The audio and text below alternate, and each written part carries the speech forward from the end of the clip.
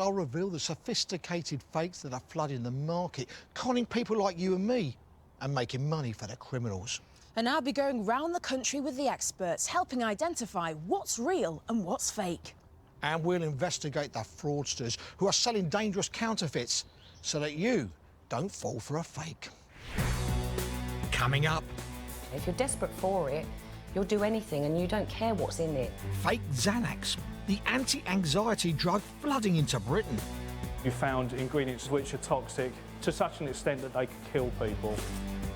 Fake £20 notes and the horrific consequences if you unwittingly try to spend one abroad.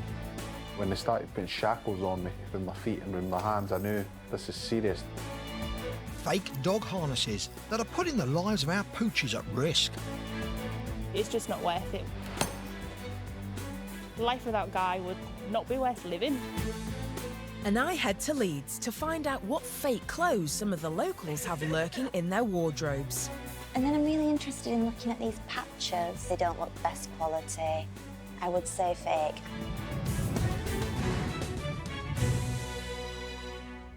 This £20 note should be legal tender anywhere in the UK, but it's not. It's a counterfeit. And if you've got one of these in your wallet, you could end up losing a lot more than just your cash. Father of two, Billy Barclay, has lived in Edinburgh his whole life.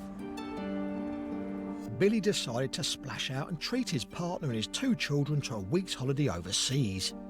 I remember that one. Dubai was his destination of choice. They're feeding the camels there. Chapati. Chapati for the camels, yeah. We just stayed outside Dubai, a town called Ras Al Khaimah. It was sunny, beautiful beaches. And Billy had plenty of money for the trip. He took Scottish sterling and thought he would have no trouble exchanging it into the local currency, the dirham, when he got there. But when Billy and his family went to a shopping centre to change up some notes, events took a dramatic turn. I had £140 in Scottish notes. So the chap was counting through the notes, everything was fine. Then he discovered that one of the banknotes was a fake note. When he told me it was a fake note, I was very shocked. Then he started getting a bit agitated about it. And at this point, he said he was going to get the police. Billy had no idea how he came to be in possession of a fake banknote. In Dubai, this can carry a sentence of a year in prison. So he took us away to the police station. Kids are there, getting bored now, you know, they've been there 4 hours. Then I went to 6 hours to 8 hours and I thought, this isn't right. They took me back to my hotel room, you know, and went through all my bags just to make sure I didn't have any more currency. After that, we went back to the police station. After being questioned about the fake banknote for over 13 hours, Billy was released without charge. The captain gave me my passport back and we were free to go on our way. I wasn't worried about it because they'd let me go, you know. They knew it was an accident, so they had no reason to worry about it. And we went on and had a great holiday after that. In fact, he and his family enjoyed the holiday so much they booked again for the following year. Everything was normal. We go to immigration.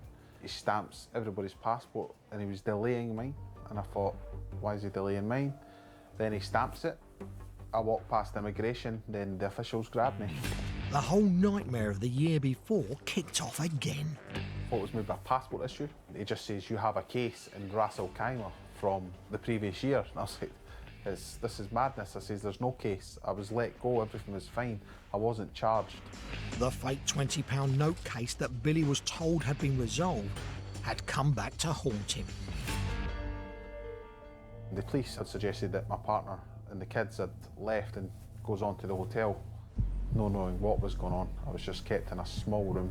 I wanted to know if my family had arrived safe at the hotel. They wouldn't tell me nothing. But when they started putting shackles on me, started, you know, putting handcuffs on me, I know that this is serious. 2 days went past, and it was the third day I thought, this isn't right here. You know, why is no one coming to see me? I knew my partner would be fighting tooth and nail to come and see me. Billy's family had no idea he was being held in prison. I remember seeing things about banged up abroad, you know, in these countries. Well, that you can times that by 10 where I was. Some of the prison cells are just filthy. There's no food, there's no water. It's just bars. I was taken from the jail to the High Court in Ras Al Khaimah. The prosecutor pulled out the fake note and he said, "Did you present this note?" And I says, "Yes, the note was mine, yeah." I know that this is serious now. This isn't just for a £20 note. This is, I'm going to prison here. Billy was charged with possession of a fake banknote. If convicted, he faced 12 months behind bars. He was granted bail pending a trial and was forced to stay in Dubai whilst his family headed home. I had to say goodbye to my kids and my partner. I didn't know if they were going to see me again. Billy contacted local legal advisor Rada Sterling, who drummed up some media coverage about his case. After being trapped in Dubai for 3 weeks, he received an unexpected visitor. I had a knock at the door by the Ras Al Khaimah government, and they told me that I was free to go.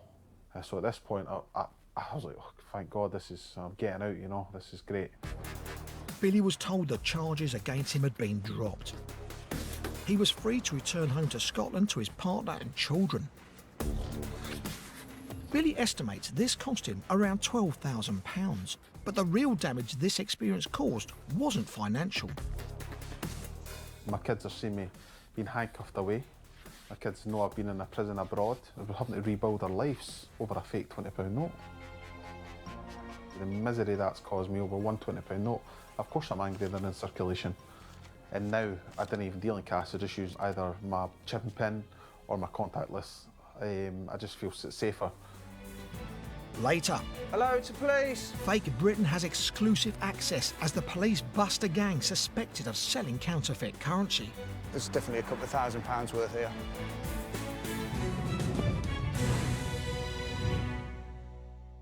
We all spend over £1,000 a year on clothes and accessories, but are you spending your cash on genuine garments? Or have you been flittering away your money on fakes? This is a recycling centre in Leeds run by the charity Oxfam. Clothes from their shops are sent here to be sorted. They pull out any items that might be expensive designer pieces that can be sold on at a higher price. And a surprising 1 in every 200 is fake. Oxfam employ fashion experts Ben Grimer and Holly Bentley to keep a close watch on any possible fakes coming through here. And I've come to chat with them to learn how the experts spot counterfeit clothes. So how do you tell what's genuine and what's fake? Here's a really good example of a fake barber. That's fake, okay.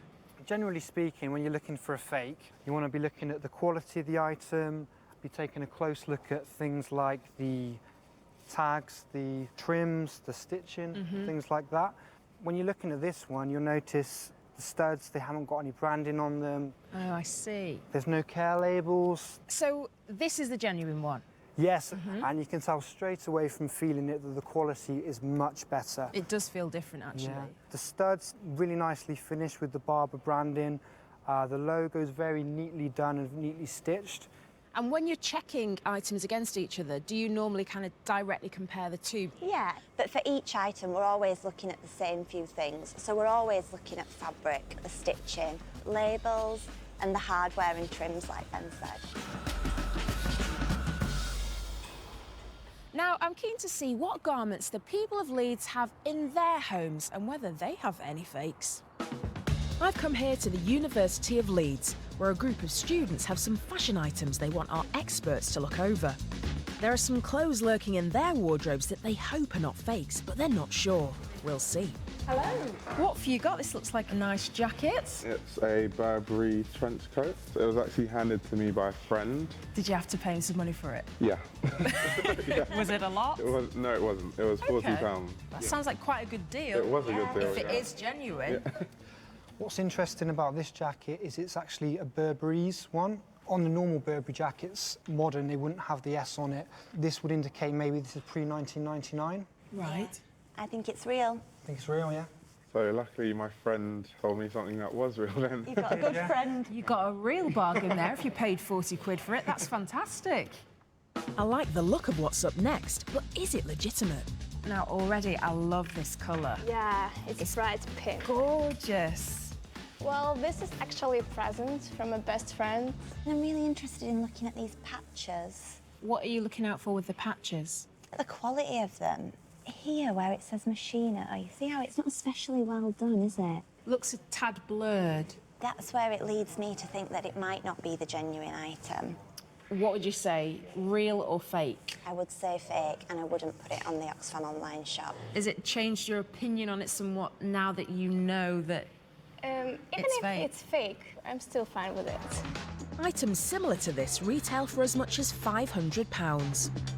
And things are coming thick and fast from the students' wardrobes. And what I would be looking for here is the R to be slightly different. Fake Prada purse? Yeah. But what about these jackets? It looks like you're a fan of Burberry. Yeah. The label is impeccable. So you're saying that this is genuine? Yes.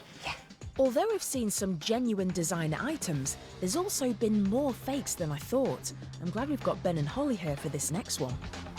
Got two things here. What do you want to start with? We'll start with the bag. Yeah, it's a Louis Vuitton bag, and my cousin gave it to me. The trims are a little bit shiny. They don't look the best quality. These sort of D-ring type things are missing the branding that would usually be there. So all in all, you would say that that was a fake? Certainly. Absolutely. What about this one? What's this? This is an interesting gilet that I got. I got it for £1. Wow. £1? Yeah.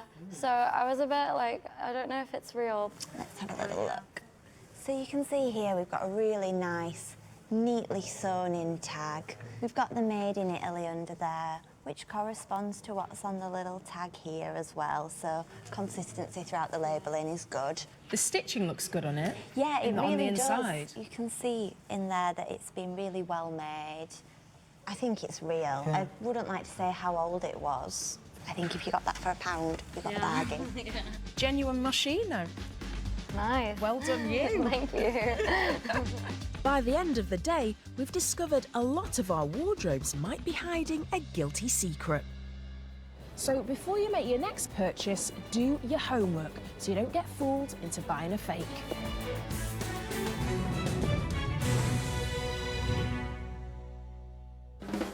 Earlier, we saw how pocketing a fake 20 almost cost one man his freedom. I remember seeing things about banged up abroad. I knew this is serious. I'm going to prison here. Today, West Midlands police are on their way to raid a property they suspect is linked to the distribution of fake currency. And as the officers try the door, someone upstairs spots them. Hello, it's the police. But will they find any fake money inside? We have search warrants, search the address, and the type of things we're looking for is fraudulent cash. There's been a find. Officers suspect this man is one of the players in the fake banknotes racket. He'll now be questioned.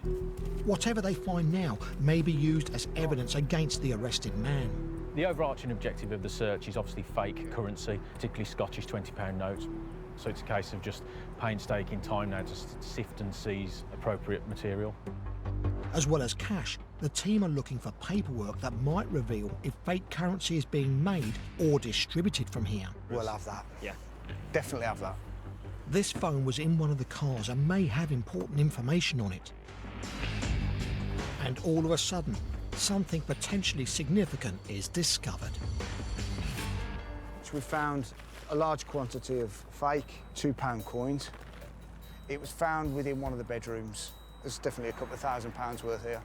If this is fake money, it's a very serious offence. Sources estimate that 1 in 30 of the old-style pound coins were fake. And fraudsters have a quick way of passing off a large sum of coins like this. They can be weighed and then taken into a bank to be cashed simply because of the weight seems the same as what a normal £2 would be. Or they can put the £2 in the business and then they can go out to individual customers as change, and customer would just take them thinking it was fully legit. Good, it's a good find for us. And at another property, officers have found a stash of fake 20s like the one Billy Barkley had in Dubai. So today, the enforcement has been around the recovery and the investigation into these fake banknotes. It's been an excellent day for us. It is a serious matter. We're talking thousands and thousands of pounds, which hits everybody in the pocket.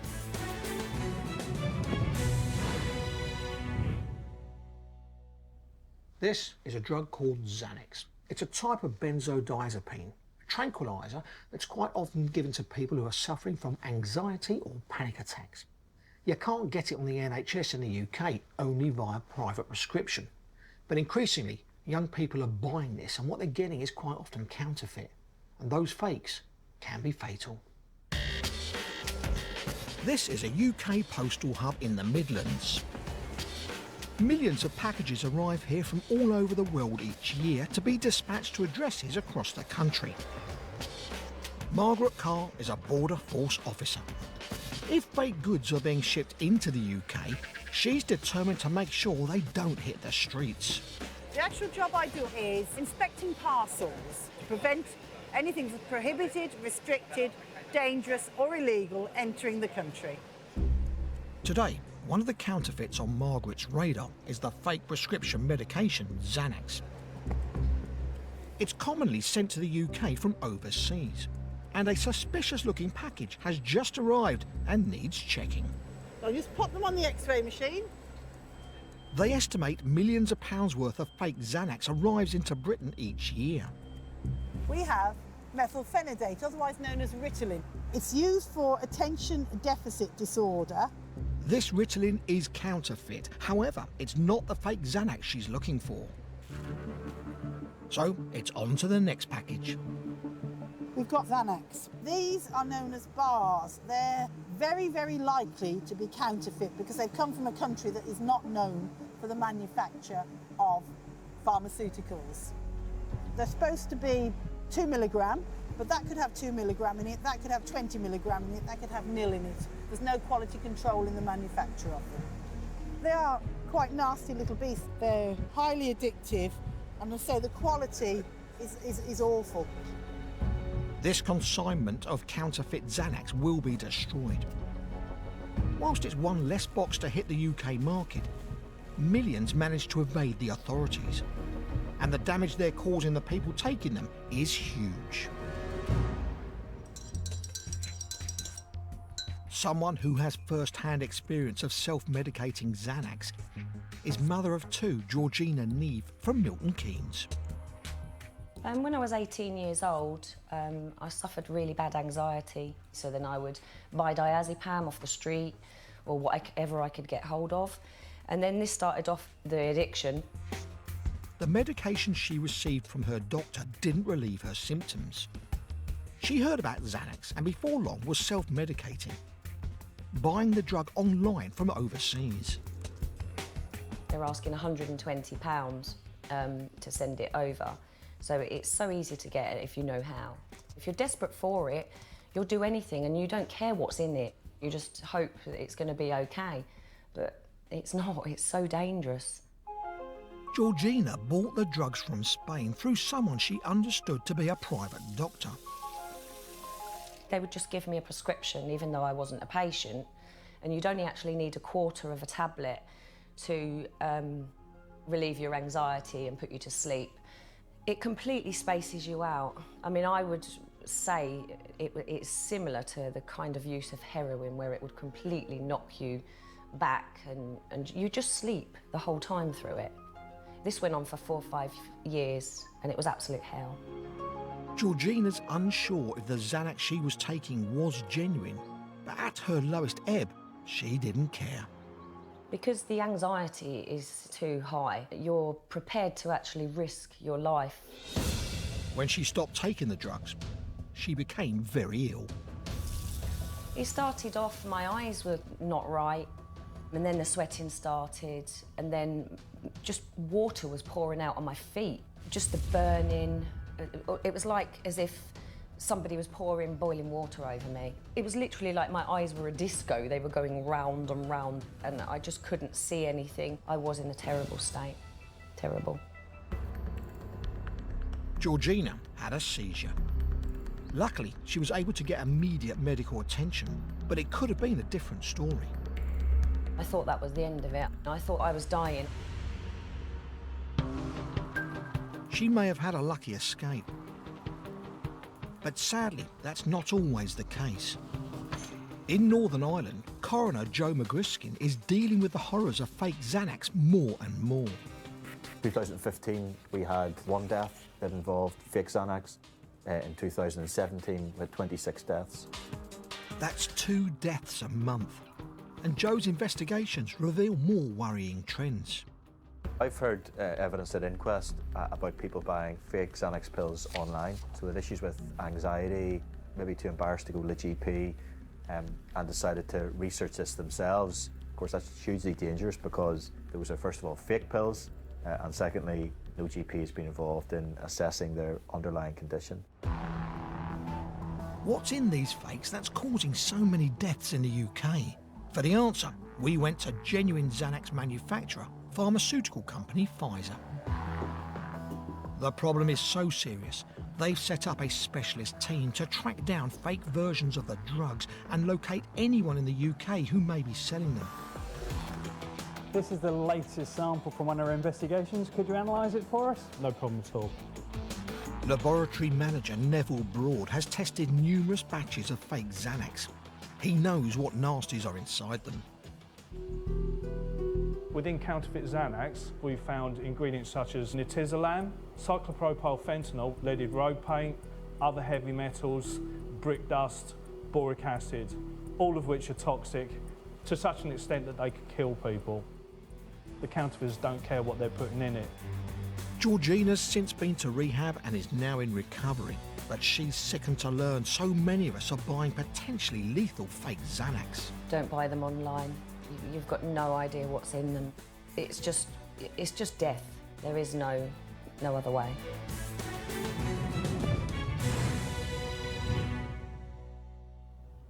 Over 9 million of us own a dog like Tig here, and exercising them safely is vital. Many people prefer to use a harness like this instead of the traditional dog collar because it puts less pressure on the dog and also gives us better control over our four-legged friend. However, this one is a fake, and using it could be disastrous. Come here, Tig. Come on. Come on. Good boy. Sit. Yes.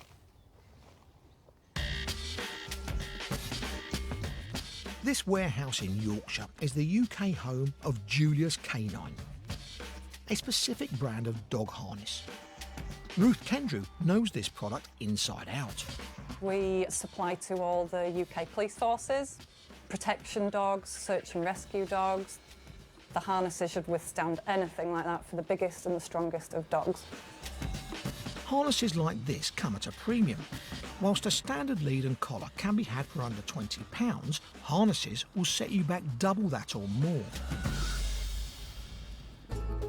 Dog owners feel strongly enough to spend the extra cash on one of these in the hope it will stop their dog ever coming loose in a dangerous place.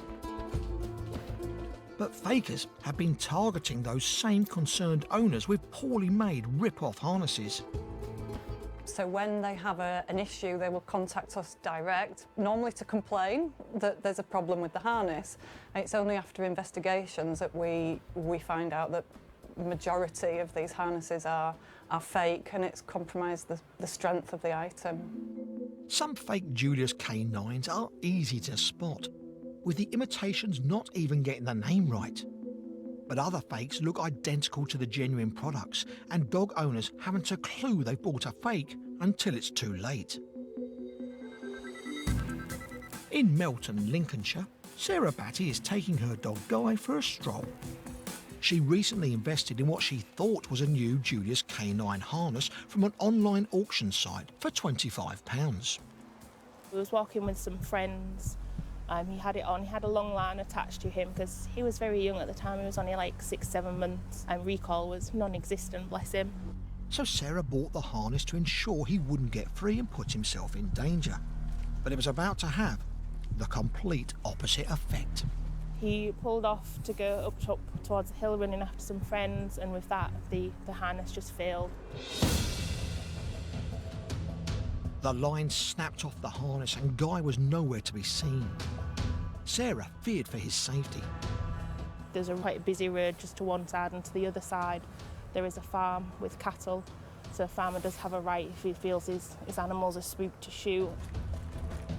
She made a frantic dash to get her dog back. With traffic speeding along the busy nearby road, she had to be quick.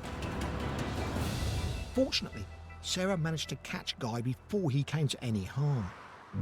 And she soon realised the harness she had bought was a badly made fake. This is where it broke. That's where the D-ring was attached. It could have been so much worse. I'm kind of glad I was with friends that could help me get him. We decided to get the fake harness examined.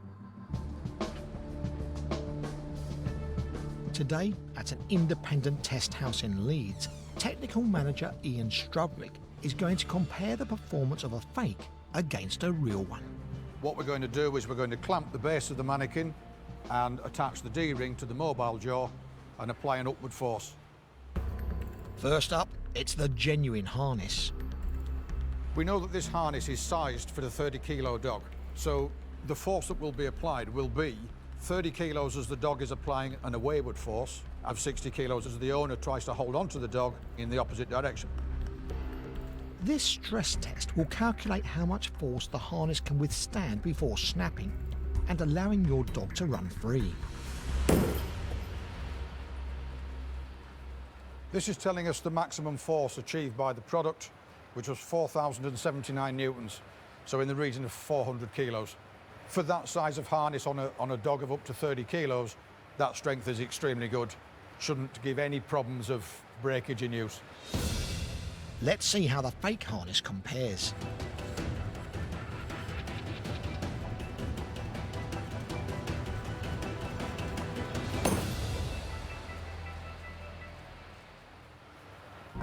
The genuine harness withstood a force of over 4,000 newtons before snapping. But what about the fake? The test result for this particular fake harness is 1,532 newtons. This means that the fake is 3 times lower in terms of strength than the genuine, and obviously therefore is potentially 3 times more likely to give you an issue. It's very conceivable that this could mean a failure of the harness in use, which obviously then means the dog escaping from the owner. What's this? This way? For dog lover Sarah, having experienced firsthand just how distressing it can be when a fake harness fails, she thinks it's worth investing a little extra time to find a genuine seller. Money that you save from going to one of these discounted websites, it's just not worth it when you think of what it could cost with the animal getting injured or, you know, the emotional distress of anything worse. It's just not worth it. Life without Guy would not be worth living, to be fair. He is my rock. And I know that sounds daft, people say they're just a dog, but he's not, he is part of the family.